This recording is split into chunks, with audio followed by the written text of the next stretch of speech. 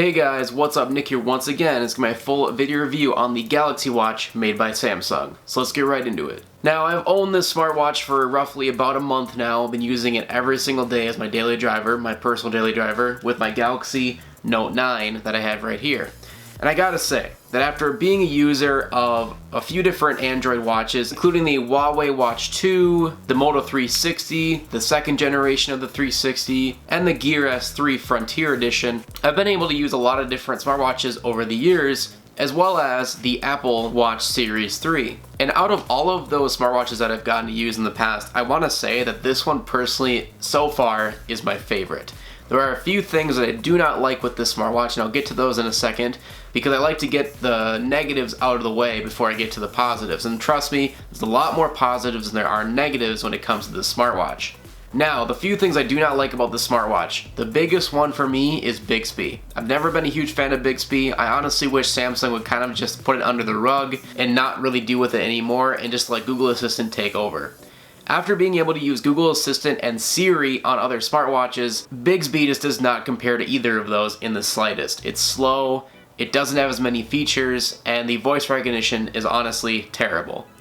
It does work for some instances, like if you really just gotta ask for the weather or to make a quick timer or something like that. Yes, it does work, but it is significantly slower than using Google Assistant or Siri. For instance, on my Note 9, I can actually just ask it from Google to make a timer or to ask for the weather, and it'll load at least 5, if not 10 seconds faster than on the watch using Bigsby. So in reality, there's no reason for me to ever use voice recognition on the watch, and that's really a big downfall for me.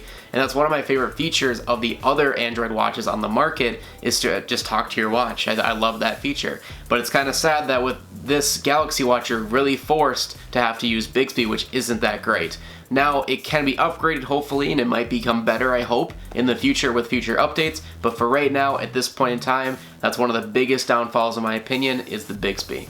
And the other big downside, which I actually found a way around this, which I'll tell you in a second, is that from default, there's really no way to turn on the water lock mode instead of going into the advanced features on the watch, which is kind of odd because I would think for a waterproof device that they're claiming on all the marketing that you can go swimming with the watch, that would be one of the biggest features they want to put in the forefront, that you can now put a water lock mode on, so that if you are going to go swimming, no water will get into the device, it'll lock the device so you don't have to worry about it touching buttons or touching the screen while underwater, as well as it uses the speakers to blow all excess water out of the device once you're done swimming.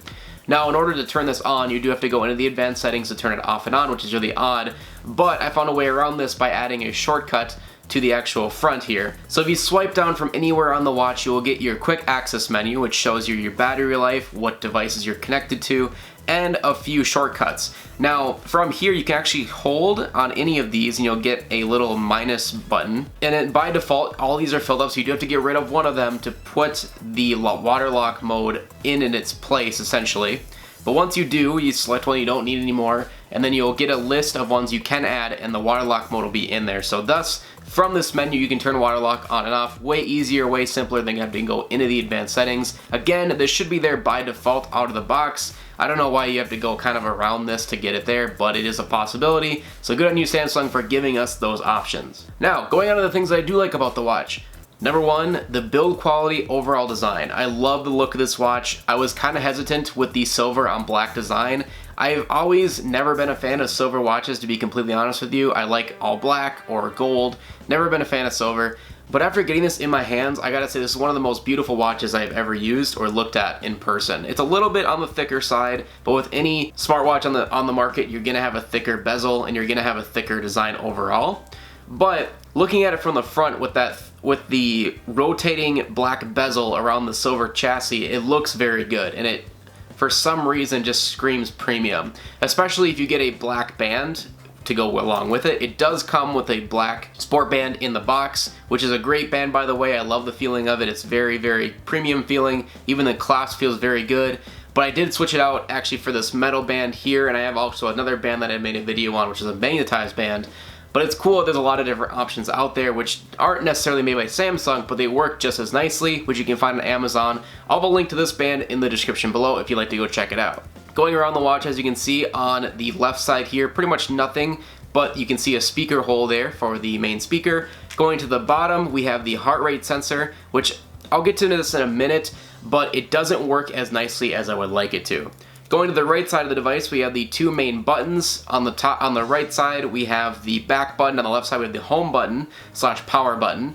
And below that, we have a microphone. And then again, on the front, we have a beautiful 1.3-inch AMOLED display, which is 360 by 360 pixels, and the amazing rotating bezel around that. And to be honest, I thought the rotating bezel was a bit of a gimmick, but I honestly love it. It's awesome. It feels very good. It's very clicky, as you can hear.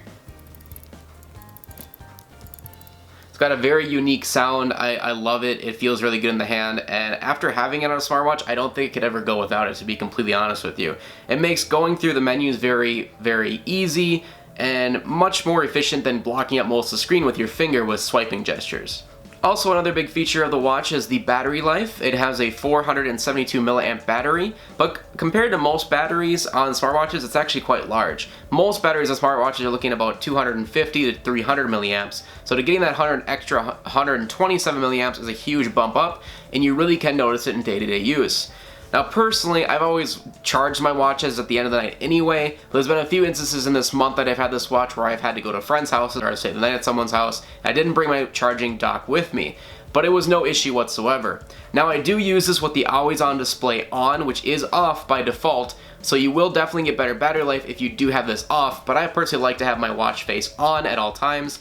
The good thing is it does dim it when you're not looking at it, so it still is a dimmer setting and it will save battery life. But you will always see the time and the date showing on the front face, depending on which face set you use. But even though that I've been using it with the face always on, I have been getting anywhere from a day to a half to 2 full days of battery on a single charge, which in my opinion is very good. I've heard other reviewers saying that's bad or it's not that great. In my opinion, I think that's great. I think it's really good, especially if you're somebody like me who does normally charge their device every single night anyway. You're not really gonna have an issue with battery life. And again, if you do want your battery to last even longer, I've heard this can last up to 5 days on a single charge if you do have the always on display turned off, and you do use the brightness at a lower level to get you through the day.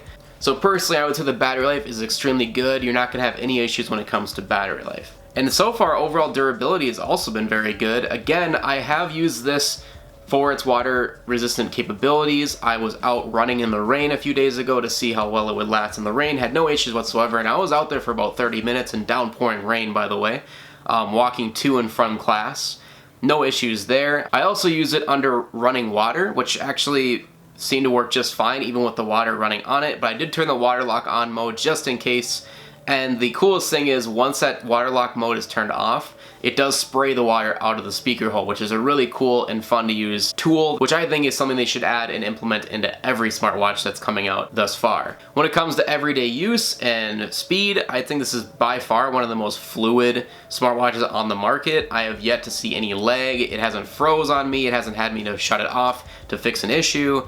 I mean, by far, this is the fastest and most fluid experience I've had on a smartwatch. I love the feel of it. I love the look of it. And personally, I'm a huge fan of Samsung's overall operating system, which I didn't think I would have to say, because I was a huge fan of Android Wear, which is what all of the other Android watches use. And I never really had any huge gripes against them, but after using this, I can see where a lot of the issues are with the other operating systems that this does not have.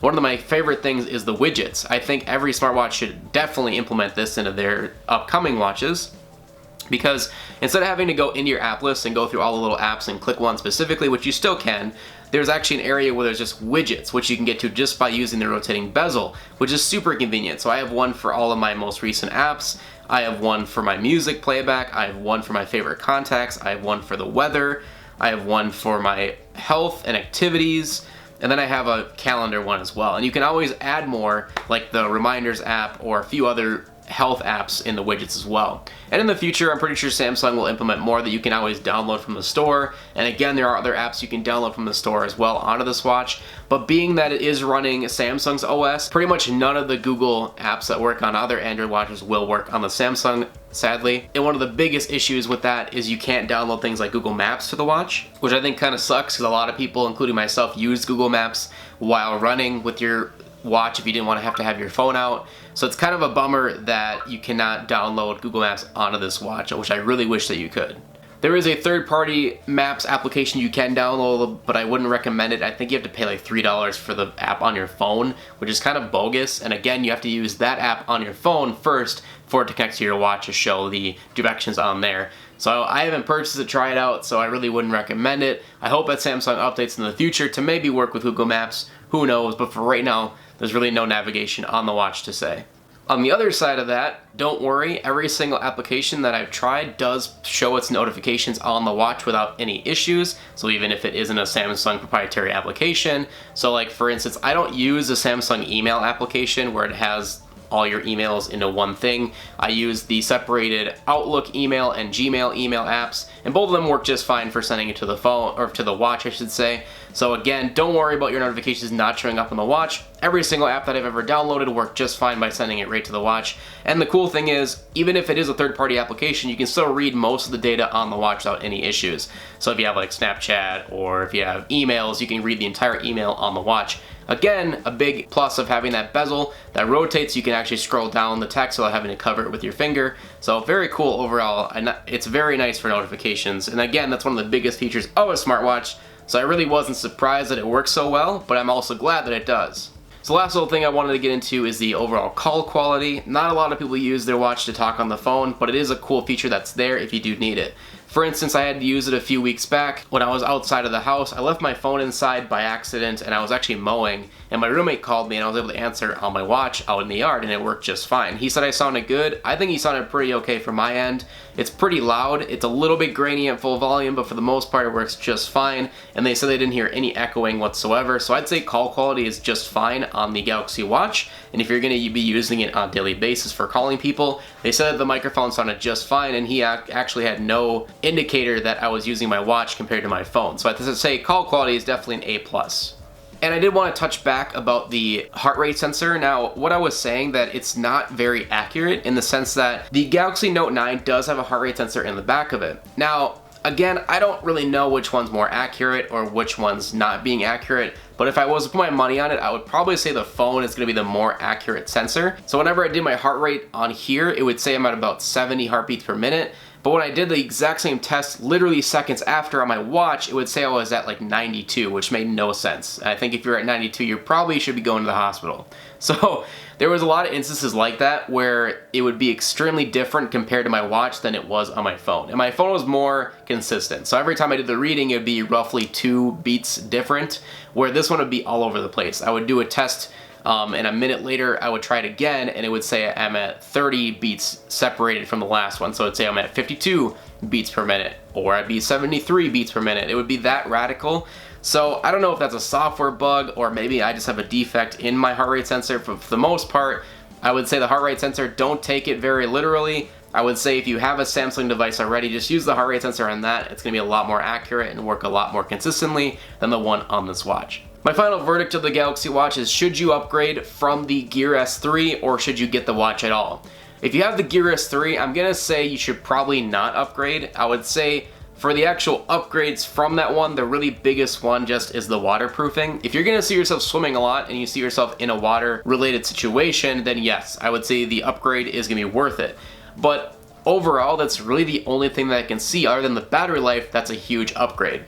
The only other thing that's a biggest difference from the Gear S3 to the Galaxy Watch is the mobile paying. So they still have Samsung Pay on the Galaxy Watch, but they took out the MST, or whatever it was called, MCT, I don't remember the exact acronym, but they took that out of it, so you can't use it everywhere like you could on the Gear S3. I still have my Note 9, so it hasn't been a big issue for me since I take my phone out to do Samsung Pay all the time anyway, but it is a bummer that you now are forced to use NFC if you want to pay with the watch. So that's a bit of a downgrade coming from the old S3 to this one. So like I said, if you have the S3, unless you're going to be using your watch in very water-related environments, there's really no reason to upgrade. However, if you do have an older smartwatch like a Moto 360, or you don't have one at all and you're just looking at this one to be your first one, I highly recommend it. I think it's a great smartwatch. The battery life is top-notch, the performance is great, it has all the apps that you would ever need. It is a downside that you can't download a lot of the Google apps, especially you can't use Google Assistant on the watch, at least as of right now. But those small gripes aside, I think this is an excellent smartwatch for anybody to have if you do have an Android device or iPhone. It does work with iPhones. But for the most part, I think this is a great smartwatch. Other than those few little gripes that I've had with it, I've loved it ever since I've had it, and I'm probably going to be using it for a long time to come. So thank you guys so much for watching my video review on the Galaxy Watch made by Samsung. If you liked the video, please leave a like to show your support. Let me know in the comment section below if you liked the video or if there's anything you would like to see a review on in the future. I will definitely get to it. But for right now, that's pretty much it, guys. Thank you so much for watching, and I'll see you in the next one. Peace.